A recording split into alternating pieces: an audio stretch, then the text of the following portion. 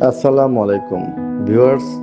Helicopter নেওয়ার জন্য কিছু নিয়ম কানুন থাকে, যা সংক্ষিপ্ত আকারে এই ভিডিওর মাধ্যমে তুলে ধরা হলো। বিয়ের জন্য হেলিকপ্টার নিতে চাইলে কয়েকটা জিনিস অবশ্যই আমাদের সাথে শেয়ার করতে হবে। ডেট, কয় তারিখে বিয়ের ফ্লাইট সেটা ডেট বলতে হবে, আনুমানিক ডেট। আপনি কয় সংখ্যা হেলিকপ্টার নেবেন, 4 সিটের না 6 সিটের, সেইটা বলতে হবে।